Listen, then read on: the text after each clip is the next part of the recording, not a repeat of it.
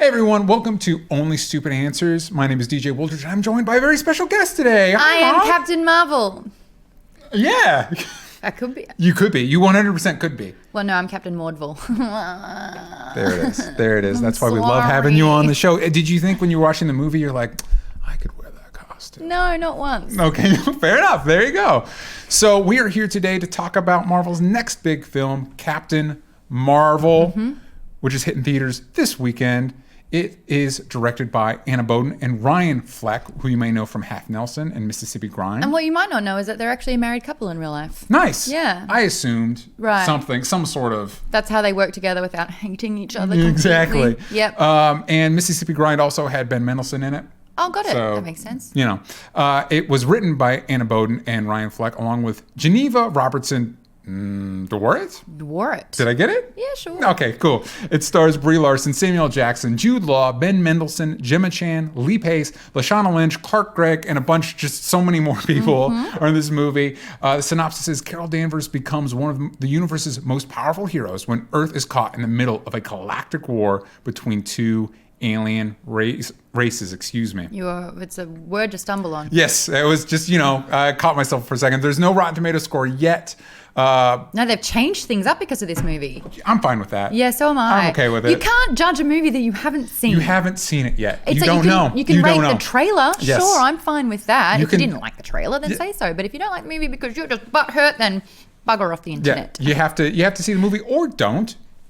Yeah. That's the rating that really matters, where you spend your money or not. That's what they care about. So, yeah. So there's no Rotten Tomato score yet. So, Maude, diving into it real quick. Sure. Overall, how did you feel about this movie? Overall, this is a fantastic movie. Really enjoyed it. I understood it to be not so much an origin movie in the sense where usually when we do an origin movie, it's about how the person gets or obtain their powers. Yeah. And she's already got the powers. Yes. So we can hit the ground running. Is this a spoiler review? This is spoiler free. Cool. I think That's right. No, you're good. Yeah. I think you're in the clear. Goodo. Yeah. Acting as an ensemble, really, really brilliant. Samuel Jackson's in his element. Ben Mendelsohn is like He's so good. king. He's so good in this movie. He's so great in this.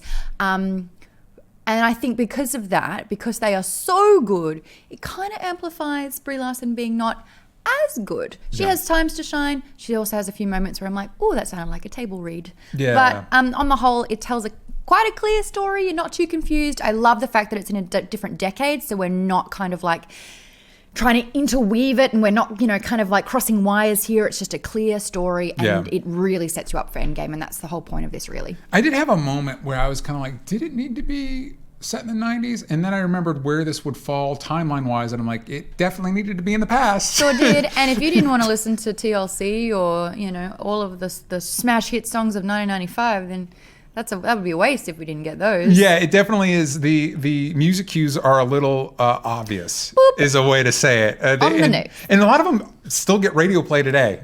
That's because they're good songs. You know what? This they are is my good songs. generation because I was born in 2009. There you go. See? And that's why the 90s. Shush. Okay. I could be born in the 90s. Yeah. Well, but you said 2009. I'm going a little bit too far with it. Okay, I was going to say, because then but that's maybe not normally people's go-to. When how old I am is irrelevant because of the de-aging process that we've seen with Samuel L. Jackson. So age is irrelevant now. Age is irrelevant. It's funny how Marvel has laid their claim to this de-aging technology, yes, which is great. Although, full disclosure, Samuel L. Jackson still there's a few action scenes where it's like he's an older guy. So he acquits himself very that. well, but he's an older guy. I did not. There wasn't any kind of indication for me where I'm like, oh, hold there, buddy. Yeah. But I mean, the fact that you noticed that, it's really quite interesting. Yeah. But no, I was so enamored by the fact that it wasn't detracting from the movie at all. Yeah. It was quite seamless. Like when we first saw Robert Downey Jr. Yeah. What was that one in? Civil War. Yeah. And then also Hank Pym when we saw that. And Ant-Man. Yeah. It was like, this is kind of impressive. Yeah. Like they've actually done a really accurate job. But thank goodness it was only 7 minutes. Ooh, Star Wars, Leia. Yeah. Tarkin.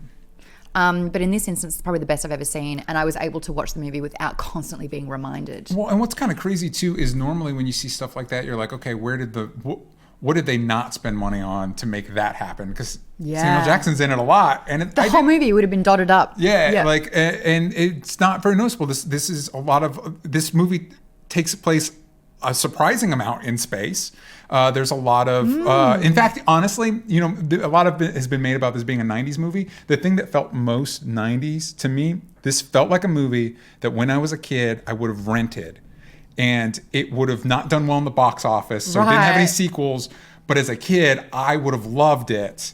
And it would have had a cult following. It feels like one of those 90s sci-fi movies, because there's like Fifth Element kind of deal. Yeah, like Fifth Element or like Masters of the Universe or one of those movies, because there's a whole spat of them in the 80s that were like, hey, Star Wars, but also on Earth. You know what I mean? And this feels like one of those movies. And for me, that's a plus. I can tell you in my screening, the reaction was a little bit more muted. But for me, that goofy fun stuff I'm into. I enjoy it. Marvel are always really, really good with injecting effortless humor, really, I find, personally. Some people say it's a little bit cheese meter, but I love it. I'm just like, let me laugh. How fun's that? Save the world and we'll have a good time. Exactly. I will say there are a few jokes in this movie that didn't do it for me, but those are spoilers. That's because it was sometimes the delivery, it's like you can tell who's got incredible comedic timing and who doesn't. And we'll leave it there. But going back into the acting, you mentioned Brie Larson. This is obviously her movie, her vehicle, introducing Captain Marvel. For me, she was I thought she got me to care about Carol and got me excited to see Carol hang out with the other Avengers. I thought she was at her best when she was fun and spunky. When she was like taking the piss out of characters and stuff like that. Whenever she was supposed to be like commanding and authoritative, it just didn't resonate. I didn't know if I bought it. I didn't know if it played to her strengths. I actually really wish we'd had a conversation about this because I've already shot my spoiler-free and spoiler review for Geek Bomb, and in it where can you find those? Geek Bomb on YouTube. There you go. But I kind of doubled down on the acting because I have a bit of a theory behind that. I'm just not sure she loves doing big budget blockbusters. I think that her heart and soul will always be in the indie world. Makes sense. And that's when you get the best Brie Larson out there. Yeah. But you know what? Since talking to you, it really is this thing where she does kind of really resonate with those more like nuanced or casual or sort of like, not the big bravado stuff. And I know that Robert Downey Jr. had a conversation with Jude Law for this movie. And his advice was, it's not about you. Don't think too hard about your character. This is a Marvel movie. You just happen to have a place in it. So just really give it all. And I kind of wish they had that conversation with her where it's like, don't feel like you're an idiot when you just ham it up a little bit more because you're a GD superhero. Like really embrace that. And you can just see her kind of be apprehensive to go full all the way. And it'll be interesting to see as she goes into more movies, because I really thought it for me, at least as an audience member, it took me a second to buy Chris Evans as Cap. I think because in my brain, I always perceived Cap as older. Not even that. He was such a good Johnny Storm. Yeah. I loved him as the Human Torch, where he was just cheeky and flirtatious. It is like a 180. His former Hollywood persona and his current one is like a 180. Exactly. Yeah. I know. And so when you see him like that, where he's like melting into the snow and he's like, well, now I've just got a hot tub coming in. And I'm like, 14 years old going, yeah. And now he's just like, I've been locked away and frozen for 120 years and I can't remember what a BJ feels like. And you're like, sorry, this is probably not appropriate. No, but it's that fine. Thing where it's just like, what? Yeah, so it'll be interesting to see if she kind of grows into that more. Another element that, it was my favorite, we talked about before, is my favorite, Ben Mendelsohn. Oh, so good. I make me proud to be Australian. He didn't have a problem hamming it up and having fun with it. That's what he does though. I was a little bit concerned when you see him in this picture. I was like, we've seen that before. Ready Player One. Yeah. This is exactly the same character. We ended up getting a lot more range. Yeah. Because I also saw him in Robin Hood, and I remember interviewing him for that, and I was like, you're just the bad guy. You're Hollywood's villain. And he's like, yeah, but it's just so much fun to play. And I'm like, yeah, fair. But I just didn't want him to be typecast. But it turns out he's actually got a wicked sense of humor. Yeah, he's great. And he does a great job. One, I got to say, I think the Skrulls are amazing antagonists. They use him really well here. Also, he does a great job of not being hindered by all the face makeup. Whenever he's full Skrull, still has so much personality. And it's a concern of mine usually, like we've seen this with Justice League, when the antagonist is completely CGI, like Steppenwolf. It's like, I want to be scared, but I feel like, I could almost put my hand through you because you're just made up of data. Yeah. You know what I mean? Yeah. Where it's like, I can't feel anything. I really like the way you said data. I really liked it. It was cool. It's cool. When you say data, it just doesn't sound as cool. Just throwing that out data. there. Yeah. It sounds so cool. It's not, Data, or what did you just say? Data. That's 3 different ways to say it. Data, yours data. is the coolest. Yeah. Just throwing that out there. But yeah, usually when you have a CGI hero, like I think Thanos was the best one for me because he was so emotive in that, and he actually had humanistic traits, human traits. Yeah. No, you're right. Yep. Yeah. Anyway. Human-esque traits, maybe. Yeah. Great villain. I really liked Mendelsohn in this. Ben Mendelsohn, I think for me was the MVP. Anytime he was on 100%. screen, it was so cool. For as far as like things that I didn't love, overall enjoyed it, had a good time. Things that I didn't love, the writing is pretty standard, like hero's journey, sci-fi. Like there's a scene early on where Jude Law's like, your fear is your power, and the power of the fear, and it's like, what? Throw this straight in the trash. I don't even know what you're saying right now. Well, I kind of do. And because this is a spoiler-free review, I don't want to say too much. Yes. But they amped up something in the beginning where I feel the payoff wasn't reciprocal. I think I know what you're talking about. And I did like the way, like, there's a setup and then the payoff, like, kind of cut it off a little bit. Well, fan of that, if that's what we're referring to. But again, this is spoiler free, so we might have to talk about this after the camera stop rolling. Yeah, okay, that works. So you think the writing was a little clunky? Yeah, but with Marvel though, I mean, we've had so many Marvel movies, and they've been so successful that if it ain't broke, why fix it? Yeah. In this one though, we were talking about the fact that this entire story arc has led to Endgame, and she has been introduced very late in this as you know, the one who's going to save everyone. Yeah. Now that you've seen Captain Marvel, how do you feel going into Endgame? Did they do a good enough job of introducing her as a character? Yes, in that I am excited to see her interact with our other characters. I'm excited to see how the power set they introduce her with. Do you think Cap and Cap are going to crush? I didn't even think about it till just then, and I need it now. You're shipping it? You want it? It's fair. I am interested to see. Like, you can't have a ship without a captain. Hey! We got there, everybody. It'll be interesting. I think sad. I'm tweeting that. Sad Cap is still going to be too sad to be crushed on any other Caps because he seems pretty sad in those trailers. I know. But I'm excited to see him interact with the other characters. I'll be interested to see how it all plays out. I was not the biggest fan of Infinity War. So now that it's kind of like a tighter cast, I'm excited about that. Yeah. I mean, I'm a big fan of Dragon Ball Z, so the fact that Carol Danvers just went Super Saiyan, I'm like, hell yeah. No.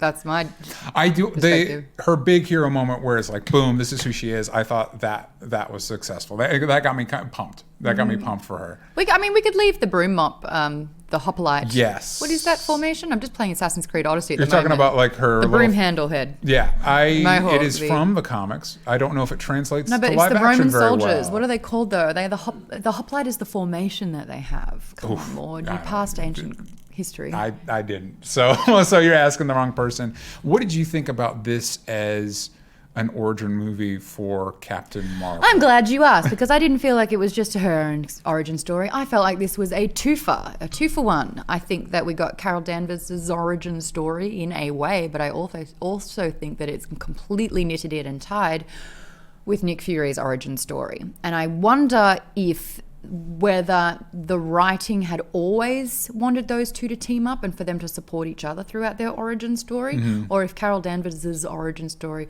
wasn't strong enough that they had to do a twofer and they had to get him to support her on the telling of the story. You know what? That's an interesting take because I know a lot of superhero movies love their origin stories, and for me, I tend to think that they're usually the most boring part of any character. They're just an excuse to get to the cool stuff. And they had to do a lot of retooling with Carol's origin because it is very similar to other characters like Green Lantern in the original. This was the best Green Lantern movie, by the way. Did you notice that? The first act in this, if you just put a different logo on it, best Green Lantern movie. Yeah. So, and I will say some of for me, the best parts of the movie are when Carol is with Nick Fury, the middle section when she gets to Earth, and all of that was the most fun I had. They have great chemistry. They've done movies together. They did Kong in the last that's few right. They years did do alone. Kong together. Yeah. So they've got like established history together, and you can kind of feel that. Yeah. But it's like, did they need to be teamed up? Yeah, it's a good question. Also, for me, the elements of this movie that are there to explain or set up things that we already know happen in other movies were the weakest parts, because the payoffs were ranged from That's happening more and more. to bad, to just bad. There's one element that's explained. It's just bad.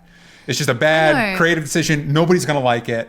I can already hear all the think pieces now. I can the typewriters are clicking away. It was groan worthy, and it's happening more and more with origin stories. And just, I hate to spoil Solo. If you don't want Solo spoiled from a year ago, tune out. If you haven't seen it yet, you're not going to see it. But when you find out that Han Solo's name is because he was there solo by himself, and that was just like a. That's where we're going with that. Yeah. We've got that again. Disney Marvel's doing a really good job of weak payoffs. Also, and I think that's a good. I think that falls. What we're discussing falls in the same category as that Solo thing. As one of those, like, did that need an order? Did you need to explain that, or could you have not done that here? Could you just skipped over it? And I mean, we just roll with it. I think people are forgetting there is power in mystery. You know, how did it happen? Oh, I love keep guessing. I don't want to know. Yeah, because a lot of times when you find out, it's not as another example is the Fantastic Beasts 2, where it's like Nagini. I said it wrong. Sorry. Nagini was a person. I'm like, don't care. Didn't be like that. Yeah, I don't care. Why you do that? So now this Voldemort has been controlling a woman the entire time and made a woman his little slave. Sick. Yeah. Not better, JK. We wish you were kidding on that one. To be fair, he is a magic Nazi. So he's already not a good dude. He's already not a good dude. Yeah. It always weirds me out when you go to like university and you're like, you can get the Sin Eater's cup, and you're like, they're Death Eaters. Death Eaters. They're magic Nazis. What is? Yeah. Why would you want to wear this? I know. It's like, why would you create, like, do you want Bellatrix Lestrange's wand? Yeah. It's like, no. She killed a lot of people. Yeah. Like, she killed children pretty much with that. Same with, speaking of Darth Vader, anytime people like wearing the Imperial logo or the Darth, it's like they murder people like a lot. That's a tyrannical organization. They're fascists. But anyway, getting back to the movie that we're talking about, we always like to rate our movies, give them fun ratings. So I'm thinking out of how many cats? How many cats? Yeah. Well, I was thinking out of I think this is the 21st MCU movie. So that's how old I am. Hey, earlier you were 10. You were 10, but that's all right. I'm sorry. If you can't do math, that's your problem. So out of 21, yeah, what would you give this movie? Out of 21 cats, I'd probably give it about 16 cats. 16 cats, which is about that's a litter. A letter grade would be a B plus. B plus. I would give it a solid. Or maybe a B-man. B. Oh, you said 16? 16 out of 21. 16 out of 21. I think I will do also 16 just because I believe that's a solid B. Which is what I would give this movie. Yeah. Okay, so maybe Captain Marvel. Yeah, so maybe a little bit higher, maybe 17. Shout out to Lashana, by the way. I'm sorry, but she was so great too. Lashana Lynch, yeah, she was great. Monica Rambeau? Yes. Rambeau? How did she say it in the movie? Are you Monica Rambeau? I'm like, surely it's Rambo. Throw out shout outs to the comic book fans. Her daughter was actually the first female Captain Marvel. Also, I feel like we need to mention Goose because he is in the movie and he is cute. And I interviewed Brie Larson and I was like, man, everyone's Team Goose. Dropped it, that name. I was like, everyone loves this dang cat. And I was talking to Samuel Jackson about it. And he's like, I had a cat once, like 30 years ago. That's my story on cats. And I was like, oh, okay. Yeah. And I was like, and that's crazy because it looks like he loves the cat in this movie. He's such a good actor. And I even said that. I was like, this is the relationship you have with the cat. Are you a cat person or are you a good actor? And he was basically insinuating that he's been acting for like decades. And I was like, touche. Yeah. And then I was like, Brie, why is everyone Team Goose, the cat? And she's like, shout out to the 4 cats we had. I'm allergic to them. And I was like, huh? Everyone's like, this cat, and you goddamn can't even touch it? Yeah. Interesting. Yeah. That's fun. So there's a lot of fun things in there for... There's Gemma Chan. Hey, baby girl. Oh, yeah. These are our Star Force. Hey, baby girl. We just didn't... They were really only sandwiched... at the top and end.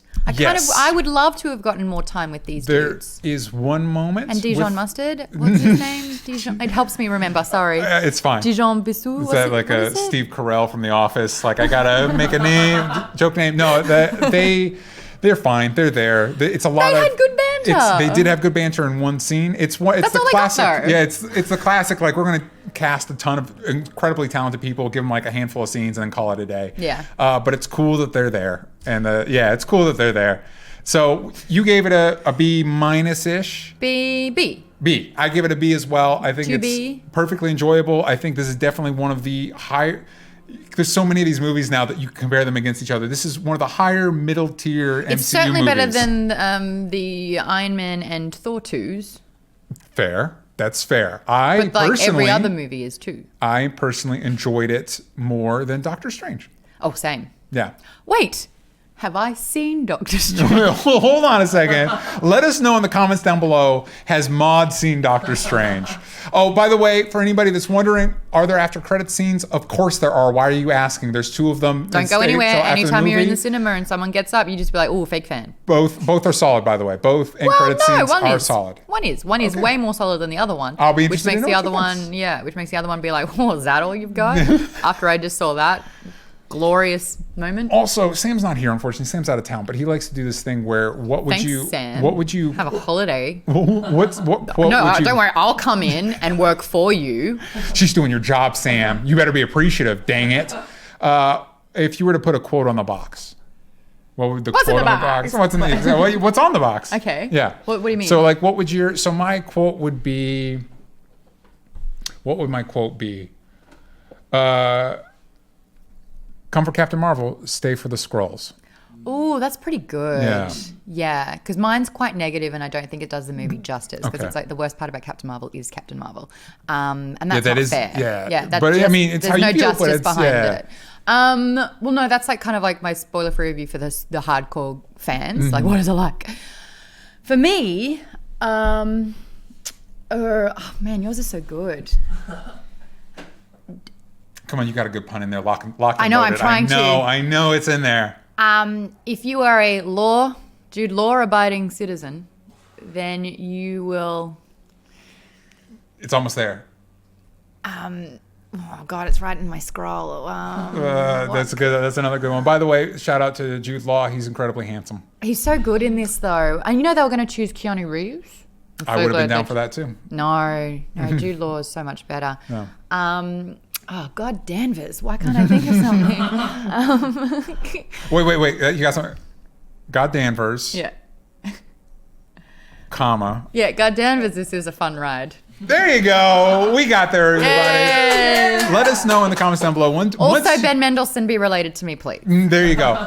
In the comments down below, let us know what you would put on the box after you've seen the movie. All right? Hold your thoughts until you've seen the movie. And if you don't want to see it, that's fine. Just don't go see it. You're missing out if you don't. You are missing out, I think. And keep in mind as well that this was shot after Endgame. That is weird. That is weird to think about. I know. I spoke to Brie Larson about that. There's a lot of behind the scenes juggling this franchise has to do to make it all work. And props to them that it mostly does. It mostly does. Well, I really liked Annette Bening in this too. Yes. She was great. She was great. She was great. All my thoughts on her are spoilers. So you're going to have to tune into the podcast I do with Gemma Sam Chan. Basher. Great. Only Stupid Answers to find out the spoiler thoughts. And then Sam will have seen it and we'll be able to discuss it. Spoil it for him. I've already have. Maude, where can the kids at home find you? Make sure you look up my reviews because we've touched into a few things that we didn't get a chance to hear. Okay. So watch that on Geek Bomb. There's a spoiler-free and a spoiler-filled review happening there. And that's on Geek Bomb. So subscribe to that one because the algorithms keep making my life hard. And I've been above and below 100,000 3 times. Hell yeah. Help me out there. Also, Smodcast is coming back with Sambo. Nice. Rambo Sambo. But that all also depends on Patreon. If we get, I think, when this comes out, maybe about 48 Patreons. If we get them involved, then we're going to be releasing Smodcast. And that's patreon.com/geekbomb. Geekbomb, sure is. There it is. Yep. All right, if you want to know our Patreon, that's patreon.com/onlystupidanswers as well. You can support both. There's nothing stopping you. $2 minimum. Please. That's 50 cents a week. Boom. If you do both of them, it's only $1 a week. That is Easy peasy. literally a quarter of the cup of this. Please like, please subscribe, please hit the bell notification. You can go to onlystupidanswers.com for more information. I rely on Sam so much. I don't even know what the rest of the things are. That's I'm so lost. funny. I'm You're doing lost. this. I believe in Thank you. you. We got there.